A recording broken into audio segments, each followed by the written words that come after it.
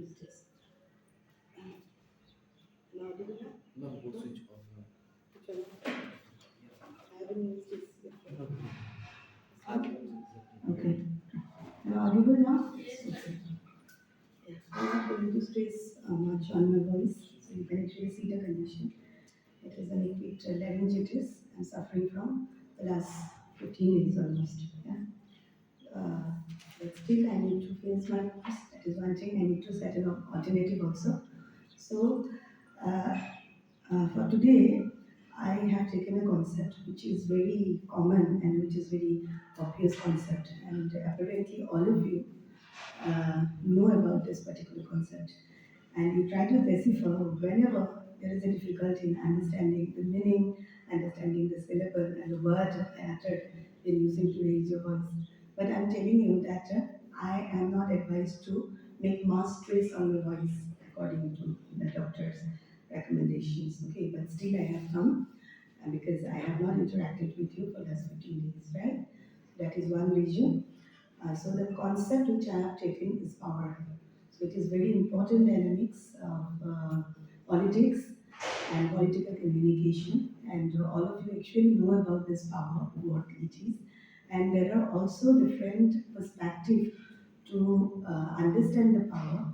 And hence it is important to look at power in multiplicity of the spaces.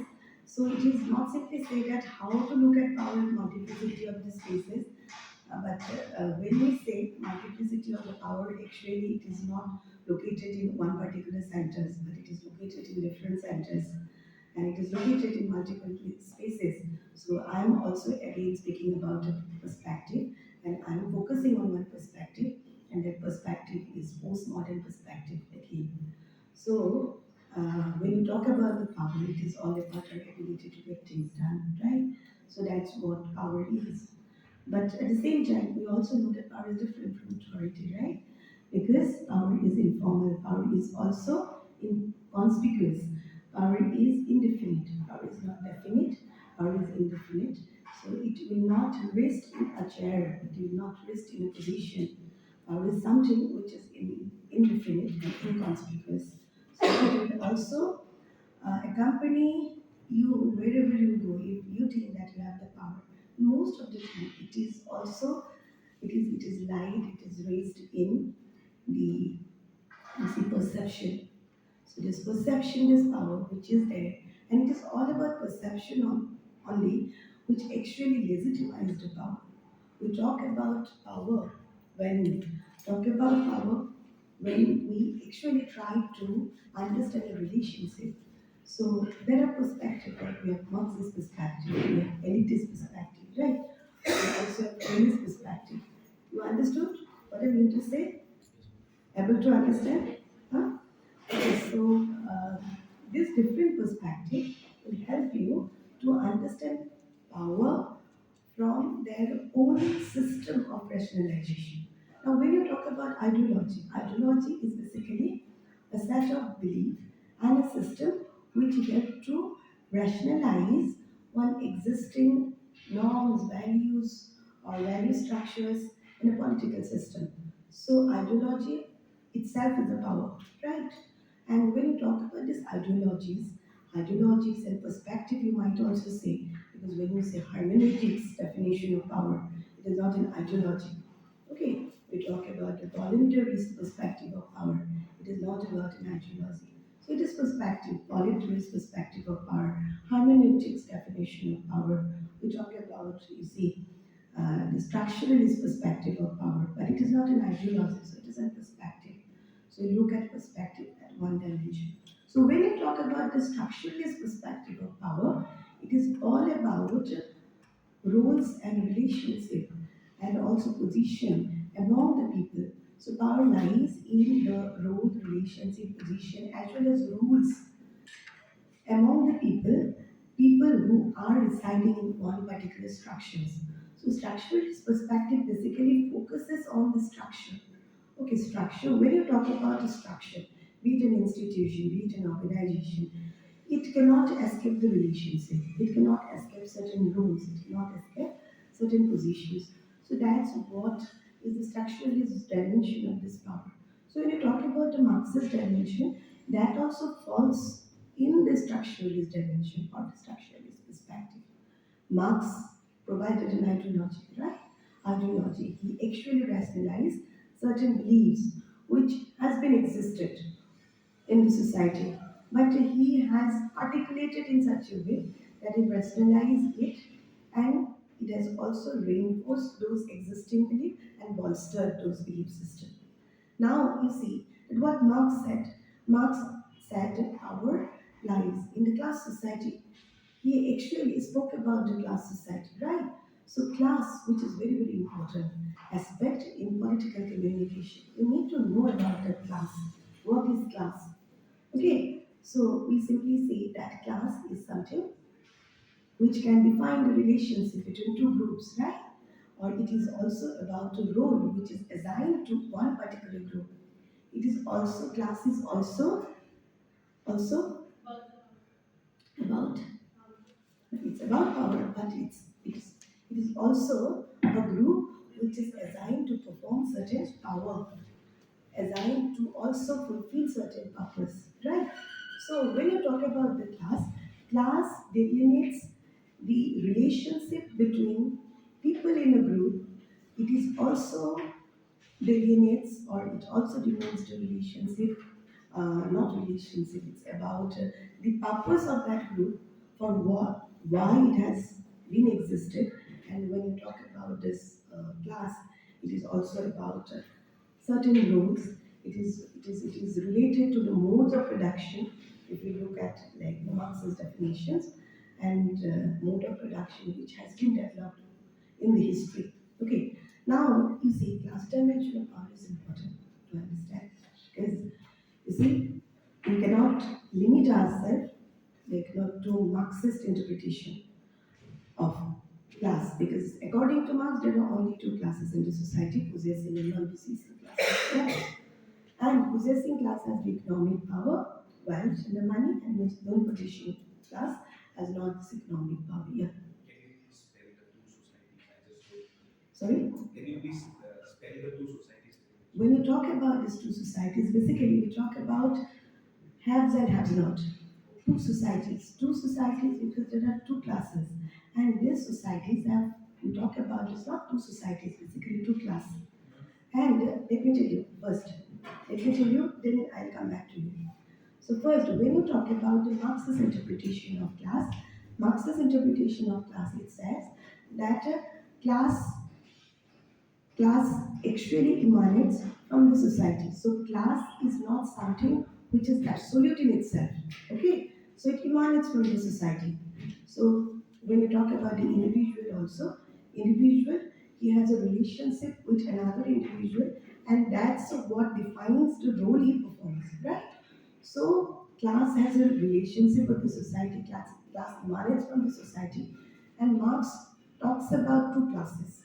So he only mentioned about two classes in history. So there is a historical evidence that only two classes existed over the years, be it primitive society, be it feudal society, be it capitalist society, even like now in this postmodern society also, we actually see that two classes exist, and these two classes are possessing and non-possessing classes. So his definition of class is based on economic power. Class that actually form the very base of the society. So you see, economic power, that class which actually hold the power that form the very base at the same time. At the same time, they are the one who also form the superstructure.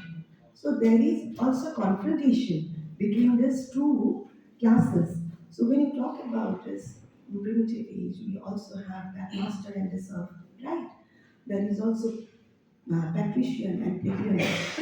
We also have that slaves and master and the slaves are the capitalist and proletariat, right? So like that way, we have two classes in the society according to Marxism. But his view, his perspective on the class is limited a bit because he did not incorporate the status, which is very, very important. Status is very, very important element to understand the class. Okay. So when you talk about the class, you cannot even look at possessing and non-possessing as the core element. You need to understand the formation of the class, how class has been formated. So Marx has said that the history of all hitherto existed class is history of class struggle. Right?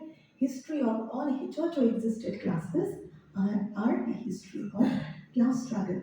So he actually spoke about the class struggle, right?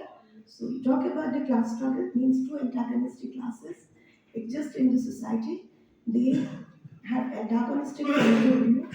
Their consciousness won't match, their point of view won't match, okay? And they always fight against each other. And these two antagonistic classes are based on the the possession of wealth, economic power. And political power is one power which actually derivates from economic power, or he talks about the committee and all, who actually manage the affairs of the bourgeois class. So political committee, when you talk about this people's democracy, when you talk about a committee who manages the affairs of the bourgeois class, manages that affairs of the the capitalist class. Okay, so that's what his definition, which is a bit limited. But if you look at the class is not limited only to two classes, right? Have and have not. But there are also other groups in the society on the basis of ethnicity, on the basis of religions, so on the basis of age, on the basis of gender. So if you look at those, those groups, we actually need to look at the various perspective of class. Okay, so that actually make us hold an understanding of various point of view of power. Okay, so Marx's point of view of power lies in class struggle. Okay, Marx said that power lies in class struggle. There are two antagonistic classes, and at one point of time, proletariat, they have not class, will get organized and get disciplined, and they will overthrow the have classes, and then there will be classless society, which we can and we see. So that view was highly utopian. Okay, but at the same time, we also see that we are achieving a bit because they claim it. No, not like I don't consider it in that way. But you see, from postmodern perspective, power lies in multiplicity of center. Okay, the child also has a power. If he cries, no, so we usually go back to him or her to find out what is happening to him. So that is also power, right? His power of crying. So he cries. So he cries to make certain claims and demand that I need you. I need this. Okay, so that is also power. So power lies in multiplicity of the spaces and also different groups are there. And you can see this postmodern perspective of power is also a kind of expansion of pluralist perspective of power. When power lies in groups, different groups, interest groups, and it is based on the consensus among the groups. So the role of the groups, the focus of the groups, the aim of the group is not to hold the political power, not to hold the governing power, but to hold the power through which it can make pressure on the government. It is the role of the government who will actually mediate and adjudicate the decisions and have an actual say or ultimate say over the groups. Okay, that is what the school is power for. Let me tell you one thing. It is very, very important to understand the class. Okay, so we know class, but there are some specificity of the class. There are some features of the class which you need to understand. How will you understand class? You can understand class by its relationship with another class, by the role it holds in a means of production, by its also relationship with the means of production, or role in this in the structure, in the social structure. So that's how also we can actually delineate the class. Okay, now I'd like to take the question from two of you. I just wanted to clarify that what these Marxism or these are various school of thoughts. No, right, right. So what do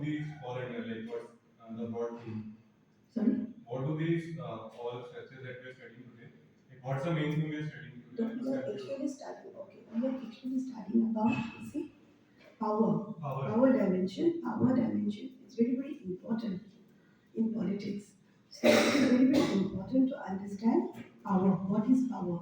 Now, power has a meaning, right? So everybody knows that power is the ability to, like, act or ability to get things done. So that is what is power. We are trying to understand it through different paradigms. Like, So it is not yeah, you can also say paradigms, but these are different ideologies.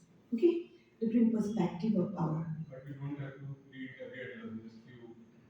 Then we don't So- have to read communism if we read Marxism. No, why you talk about communism, Marxism, and communism? There is not much difference because communism. That's what I'm asking. Like, do we have to go through? Yeah. I mean, 5, 6 power systems or just No, why? Let me tell you first. It is not about, like, how many perspectives you need to deal with. I'm telling you first what power is. It is very, very important to understand what power is. Power is the ability to act, ability to get things done. And there are also different reference of power. And if you need to understand the nature of the power, meaning of the power, you need to create a relationship between the two, A and B. So A and B, these are very, very symbolic.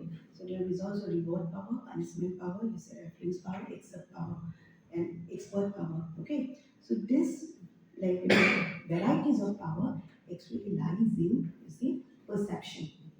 So again, you see, power lies in perception also. When you talk about this reward power, and again, it also relates to relationship between two individuals, two group, maybe two institution. That relationship between A and B, relationship between you and me. So if you think that now will punish me if I don't attend the class, so definitely my reward, my punishment power will increase. So because it's in your perception, right? But if it is not in your perception, my power will not increase. Okay? So it is all about perception. If you were thinking that man will give me some reward if I finish this task, so that means my reward power will be extending. It will expand, right? So, but again, it lies in your perception, right? So power also lies in perception. At the same time, we also legitimate the expertise of someone. So at the same time, that is also lies in our perspective. Lies in our view, lies in our perception that somebody is expert. Somebody is expert, somebody is actually knowledgeable, and that's why we seek advice from him or her, or we try to imitate him. So reference power of that person and expert power of that person increase just because we have legitimized it and we have it in our perception. So power lies in perception in that way. At the same time, power actually regulates the relationship between two entities, two individuals, two groups, two institutions. So if you have to understand the concept power, it is ability to get things done through work and through even attraction. Now it is important. It is important because we are dealing with political communication. So it's all about power. So when you talk about this power from the political communication perspective, power has also varieties of, like, understanding. Like you say dimension also. You talk about influence. You talk about manipulation. You talk about coercion. All these are power. But when you talk about coercion, this is equated to the hard power instead of the soft power. So we do have soft power, which lies in inducement and attraction. Okay, so we also have soft power, ability to get things done and do things through attraction. Okay, and through norms, values. Okay, these are soft power asset. So India now focus more on the soft power asset. When you talk about soft power asset, it basically lies in this economic power as well as cultural power. Okay? And when you talk about this hard power is in the coercion. Okay, that is use of force. Basically, government has the hard power. So government can exert force and coercion in order to get things done. Because government has that repressive mechanism. We talk about, like, in various dimensions or is paradigm or whatever you say, ideologies and framework of power. So you may say framework, you may say ideologies, you may say perspective, dimensions, whatever word you use. But when you say ideology is actually a bit, like, complicated to define Because when you talk about ideology, it is basically a, a set of belief through which a system is being rationalized. Okay, but when you say hermeneutics, it is not an ideology. Hermeneutics is not an ideology. Hermeneutics is also a kind of like a perspective to look at power. Hermeneutics said that power lies in various norms and shared meaning of the communities. So if you go to any kind of ethnic communities, their customs, their values, their rituals, you get to see some of the rituals are very powerful. So that can be studied through the text, historical text, cultural text. So you can study the cultural text, you can study their history, historical texts which are available. Okay, and that is called a hermeneutic interpretation of power. Okay, so that is hermeneutic interpretation of power, but that is a perspective, that is not an ideology. Okay? But at the same time, when you talk about this Marxist interpretation of power, liberalist interpretation of power, we see even the pluralist interpretation, elitist interpretation of power, these are some of the ideologies now. Because it has rationalized one existing belief system. Okay? So Marxist has already rationalized one existing belief system.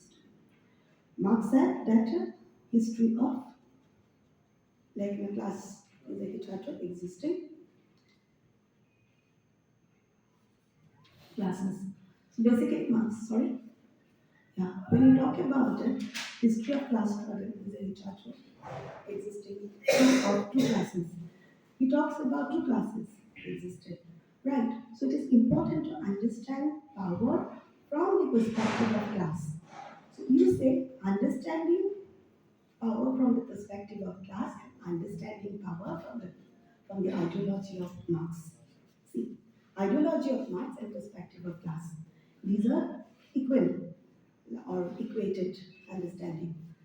When we talk about the class, we only have the Marxist understanding of class, right?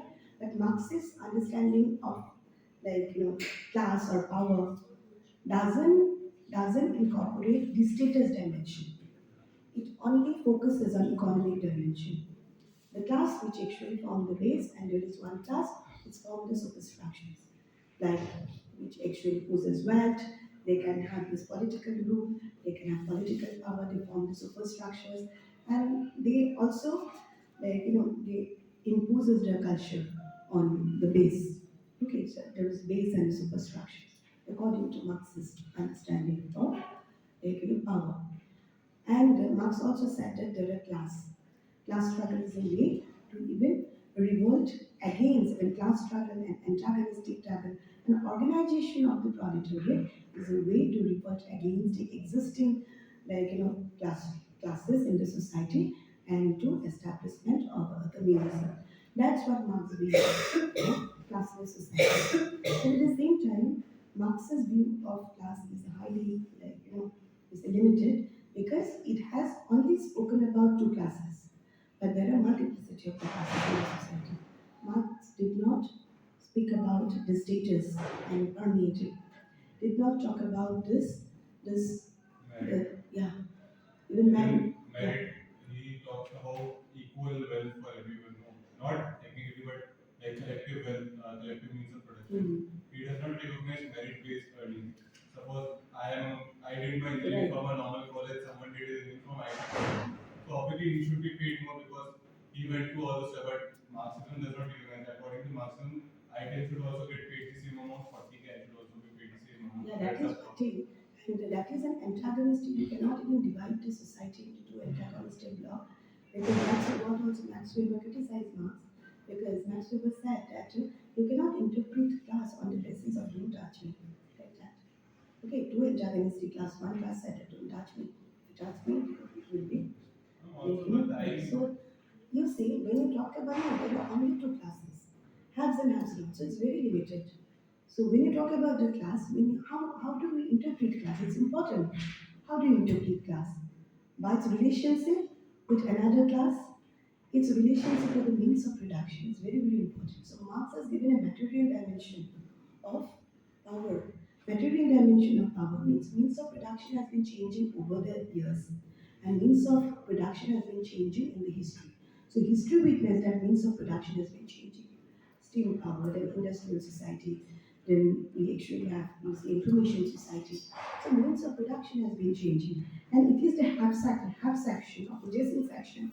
You are always that hold the means of productions, and they are the one that determine the wage of those who are have-nots, who do not purchase things, okay, and they are the one who are highly organized. And proletariats are always have-nots, or serf are have-nots, or not serf, slaves are have-not, plebeian are have-nots, just because they are not organized. They do not have that discipline. So, in order to exist as a class need to have that consciousness. A class need to have have an organization. Yeah, Muslim. Can you just say one name for a class? Like, will that be fine? Or do we have to learn that bourgeois proletariat has come and then against like are these names the same? No, no. You see, okay, no. Understand the concept. That is important. So when you say bourgeois, basically capitalist class. You don't need to define capitalist class is so and so. Capitalist is a half class, right? Possessive class. And when you talk about this proletariat have not class, there are two classes, right? So I'm talking about understanding power from the perspective of class. So how will you understand that power from the perspective of class? Okay? Are you getting? So Marx has defined power from the perspective of class. But at the same time, you also see Max Weber has also defined power from the perspective of class. Max Weber has spoken about bureaucracy and even married. He spoke about this. He talked about this status. Okay? So you see, to understand the power from the perspective of class, you need to understand what class is all about. What is class then? Class is all about the relation between two individuals, two systems, and also relationship of one individual to the means of production, to the mode of production, which is available in the society. Right, our relationship to the mode of production. Okay? So the kind of labor I do, the kind of job I do, right? And also the kind of function I perform. So that's what determines my class and the status, right? So status is also very, very important element to understand the class. Then we also delineate very important parameter from Marx's to understand the class as a whole. That is what consciousness. Marx spoke about consciousness. It is the consciousness which makes a society organized. It is the consciousness that makes even a class organized. And consciousness makes capitalists organized and disciplined. And he also spoke about the same consciousness which can also organize the proletariat class and the have-not class. With on the basis of which consciousness they can actually think of revolting the existing bias and bias and perceived system. Okay, so that's what Marx's interpretation of class. So consciousness is very, very important. And in order to understand class, you need to think about your consciousness. See, you born in one particular year, cannot form a class until and unless you actually find some member and also have a purpose to identify your qualities, your nature, your functions. Okay, you born in February. All of you born in February can be one class. Okay, we are Aquarius, like that way. Okay, so Aquarius, all of you born in January. Okay, we form Capricorn, a class. But to define it as a class on the basis of what? On the basis of certain, predetermined functions, parameters, qualities that also determine the class as well as consciousness. Perhaps you without getting that consciousness even or unconsciously also you might feel that we form a class. But again, whether you are actually a class or not, that I will determine. Whether you are a class of Aquarius, no, no. Or you are a class of, you say, Scorpio, no. Okay, because it will determine whether you are a class or not on on the basis of the function you perform, on the basis of consciousness you hold. Okay, but there will be class of astrologer. Okay, class of astrologer, class of intellectuals, class of physiologist. On the basis of function, they usually carry the kind of performance they carry. Okay, so it is very, very important to understand the class on the basis of function, performance, role, relationship with another group, and relationship with the means of production. Okay, so that is class. Now, understand power from the perspective of the class. That is important. Okay, class whole possessing class economic power definitely. Like you said that you have the power. So we actually we can discuss about the bureaucracy about it. Because Marx did not believe about meritocracy, and many people also criticize this meritocracy. But at the same time, you see in USA we have that spoil system now, which is also permeated here in India. Spoil system. Open market. Spoil system is already there. In USA, there is no meritocracy. It is already the spoil system is already existed, right? So in India also, we follow everything. This is a kind of legacy, colonial legacy on us that we also follow whatever is being like established in USA. The spoil system has been permeated. Right, you know the spoil system, right? Recruitment that on the basis of contract, on the basis of your relationship, you recruit something, you give favor to someone. So that is called spoil system. That is there, but it is not based on merit. So that is, those are capitalist principles. Yeah, it is also part of capitalism. Yeah. So, so that is what is class. Now you talk about that is one dimension of class, right? So you also have like other dimension of class, structuralist dimension. Even when you say structuralist dimension, that also incorporates Marxist dimension of class. Huh. Then you also see that there is the pluralist dimension of classes. I've already told you, rise in different groups, reconciliation of interest of the groups, and their ability to make a pressure on the government to take certain decision on their behalf and make things done or make things change. So that is what is the dimension of power. So power lies in multiple centers at the same time. But you say that government role is actually to mediate the interest among the groups. But group role is not to govern or to rule. So group role is to make a pressure on the government. So that is what the pluralist power and the definition of power says. Right. Now you also talk about this the elitist dimension. Elitist dimension talk about the meritocracy. Means power of few. Is it power of few? Power of few people and democracy is also power of people. There is no democracy talk about oligarchy actually. No. So oligarchy, elitist is basically elitist democracy is also there. So democracy is again a value we see. Democracy, secularism, okay, non-violence, non-alignment is a values. So these are soft power, okay, which can also create a kind of inducement and create an image about this nation. Okay, so these are also some of the values which can be studied and understood from hermeneutic perspective. Hermeneutics is another perspective. So I've discussed about this Marxist perspective. You can also read more about hermeneutic perspective.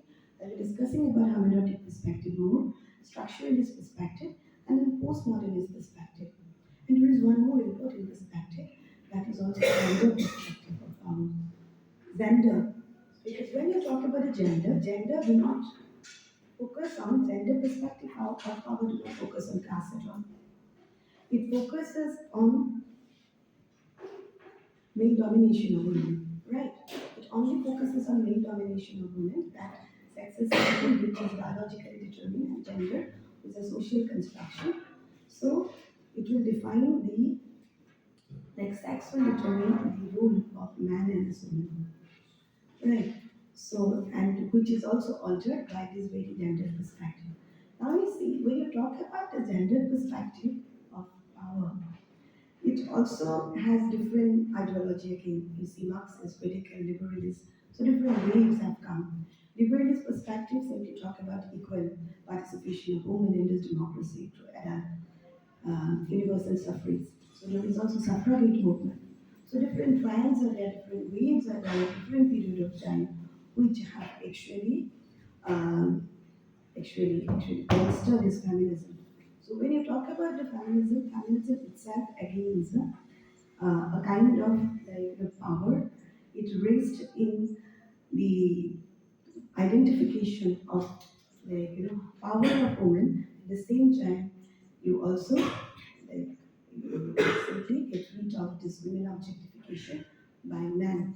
So that is what is feminism. So when you talk about the feminism, it's all about power, right? And gender, power, and feminism. Here also we cannot even get rid of the idea of patriarchy. So liberal feminism is one which talks about equal participation of men. We talk about this radical feminism, which actually talks about power that lies in political system.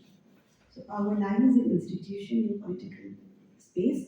So we need to reward the power and we need to reframe the definition of public and private space as well as definition of power according to radical feminists.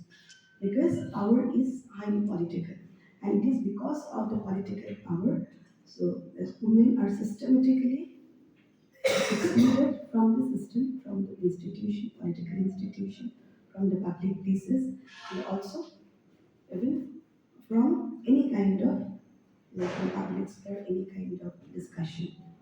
So that is what radical feminists hold. When you talk about the social feminists, they actually hold the best of radical and this, you see, this liberal feminist, right? And as well as Marxist feminists. When you talk about the Marxist has a different dimension. It says that like already already class struggles exist and gender and also there is disparities in the gender existed because of the class struggle. Then they also blame it on capitalism. Huh? They also blame it on gender disparity of capitalism that it did not give the opportunities. Yeah, that is true. And also at the same time, you see in a capitalist system, whatever, when a labor is being exploited in the capitalist system, that is same labor, same person, when he come home and exploit women. So just because like it has been nurtured, something that exploitation has been nurtured, exploitation nurtured in the industry. So in an unequal system, in a like system which is full of disparities, a labor which got himself exploited from the capitalist, a labor or labor class, again we also exploit the women at home. So that is what also Marx's perspective of power. So he or she get exploited at public place, and again that same kind of attitude would also permeate in this home. Okay, so root cause is the class struggle. Root cause is the like disparities in the class. That is the root causes, according to Marxist. And also you talk about this, that gender disparity among the capitalists. That is also there. Gender disparities is not like that. It's like the capitalist, like women who have the power, even women who has the power, they're at a leveraged position that is women who do not have the power. That is also one thing. But at the same time, more than that, you also see that there are women of affluent class, most of the time, they also not necessarily can mark in the political space, okay, and can have a voice in public space. So public and private, these are two separate continents, which has been like delineated by patriarchal society, delineated in the patriarchal society. So these are two different spaces, and you see now also we have that postmodernist understanding of gender. It said that power lies in different centers, so we need to reword the power structures. We talk about like right of women, right of women to revolt at the same time. Okay, we talk about legal right of women. We talk about equal participation of women. But when you talk about the participation, no, participation in what way? That is another question. So radical feminists said separatism instead of participation. Radical feminists said it is better to separate from a discriminatory and you see this exploitative system instead of participation. So it speaks about separate. You form your own collective. You separate from the system which is discriminatory. You separate yourself from an exclusionary system. Don't go and participate. Participate in terms of sitting there, simply voting, and to make someone like your representative, or participating in giving some information in what way you are participating. So participating is also another word which is at times misused by even that liberalist. Okay, so that is one thing. So that is another dimension of power I'm going to discuss more, but the thing is that my voice is not accompanying me, it's not cooperating me. Right? So that is one thing. So these are some of the dimensions, very, very important. And yeah, Can you please, not a problem, can you please say again just the names of these dimensions? sorry. The dimensions that you discussed today, structuralist, dualist, Marxism falls under dualist, right? Just to clarify. Sorry. Marxism falls under structuralist structure perspective or dualist? Or are these both same structuralist or dualist? What structure is that? You were talking about structuralist perspective, right? So Hmm. Marxism falls under that. Structure is And that. what falls under dualist or are these the same? What one? Dualist also relates Dualist? to Marxism, right? Which one? You were talking about dualism, right? So it's related to classes, the dual classes. I was Dualism? Dualism? Oh, no. Dualism is a different. It's a different perspective. It's a different perspective. It is also related to voluntaryist perspective. Right? Robert Dahan is one who actually spoke about the voluntarist perspective of power. So it lies in this transactional nature of power. Even when you study the soft power concept, so soft power can also be understood from the perspective of when you see this power of attraction, power of inducement, it lies in different spaces, right? At the same time, you also see you can study the soft power from like a non-state transactional perspective, and that is called a pluralist perspective. Non-state transactional perspective said that the way NGOs are also creating agenda in the society and create an image of India across the world is a kind of non-state transactional perspective to soft power. It's all about how you project yourself, how you project the nation, how you project yourself, in fact. Like, in Facebook, that is also another impression management, right? Now, in in relation to nation, how you project your nation across the world. That is the soft power. So that is Joseph Nye is one who actually coined the term soft power in 1980s. Okay, this is a part of public diplomacy. So earlier we had one-to-one diplomacy, that is the government-to-government diplomacy. Now we talk about public diplomacy. This is a part of soft power now. So this is a power related to influence. So there are different dimensions of power. One is related to coercion, which raised in the repressive authority like police, state, they can exert coercion and make things done with the help of force, right? And they can regulate us, maintain law and order. We talk about the function of the state, right? Function of the state is not to maintain the law and order. Again, function of the state itself is also one particular class, you see. Okay, because it has certain function, not to maintain only the law and order, but also to create regulations. Also, you see this, protect this welfare regime, right? And the rules and protect the environment. So there are different functions which are also makes a state very powerful. So at the same time, state itself is one particular class. Okay, hence Marx also said that in classless society there is no state. Okay, so we talk about dualism. Dualism lies in non-state transactional perspective, and that is different from Marxism. Okay, because it lies in interaction between the group. So power lies in interaction between the groups, according to dualism.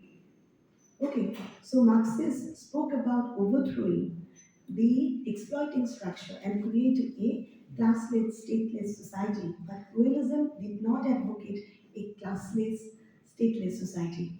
So that is the difference between the dualism and Marxism. Okay, dualism believes about this now. So dualism pluralist and these groups, these associations, institutions says that under the constitution, written constitution has also power. You see, constitution has power to define the limits of different organ of this government. Now, under a constitution, these groups have power to bargain, to barter, to share equation among themselves. But this group doesn't hold power. They themselves claim that we don't have claim power to govern. So state is there to govern us, to mediate our interest. So Rayleigh's point of view hasn't spoken against the existence of state. Okay, it hasn't spoken against the existence of multiple classes. Rather, it protects this class system, class-based system. So caste is also one particular class. So we talk about the caste. Now we say there is also reason why we actually still we're talking about the caste. This is at times it seems very ridiculous also. But you see, we cannot get rid of this concept until and unless we change ourselves. Because we are now which independence 72 independence here 79 76, I guess. 76. On this August, this will be 26. On this August. But still we are talking about the past. Okay. So this is one thing. And when you talk about this multiple power culture, again you see you can give example of regionalism, ethnicity, multiple power holders, they have like a linguistic aim, and because of which linguistic redrawing of boundaries. So that actually says the pluralist center of power.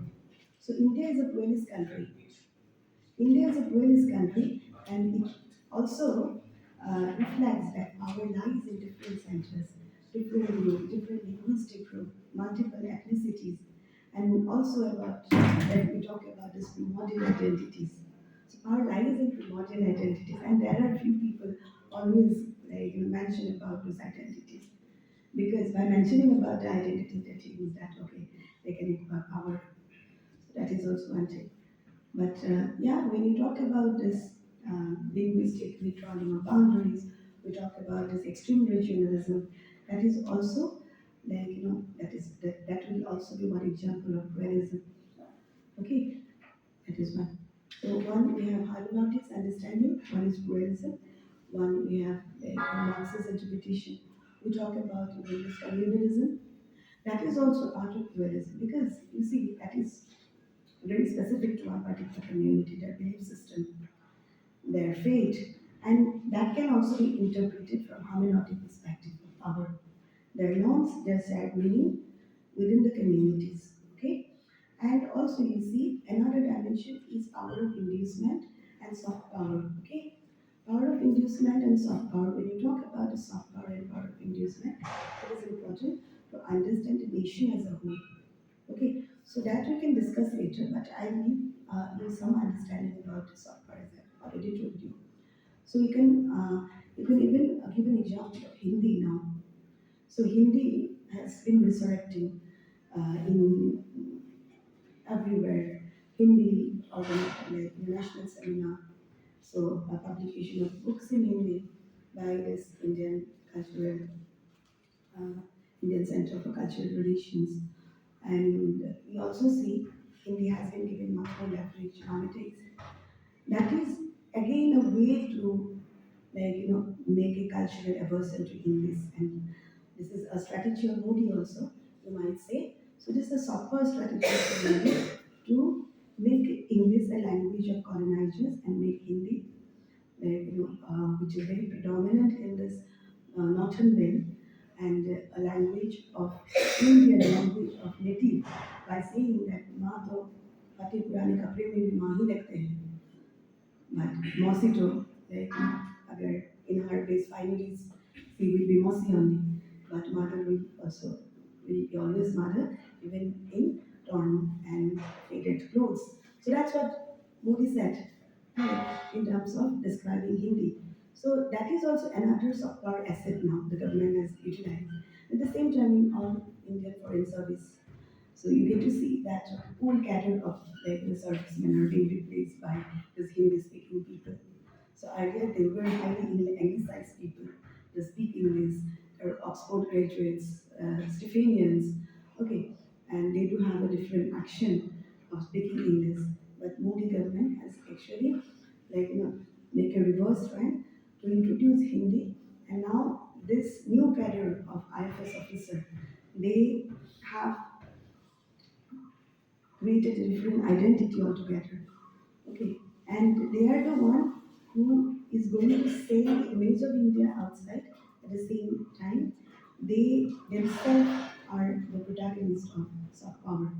Okay, so that is also another example of soft power. There are multiple examples. You talk about this non-violent movement of Gandhiji, which is very specific to India, which can be understood from hermeneutic perspective again, hermeneutic perspective of power, non-violence movement. That is another that asset of soft power in India. So Gandhi's non-violence, non-alignment movement. Okay, so India is one of this fair leading nation of non-alignment, not to align with any of the power blocks, right? So non-alignment movement itself is very specific to India. That is also that has been sailing by India in outside world. Okay, as an asset. Talk about Incredible India campaign. So that is another asset that India is selling outside. Selling our nation outside, dispossessing our nation outside, that Incredible India, and also inviting tourists to visit the places.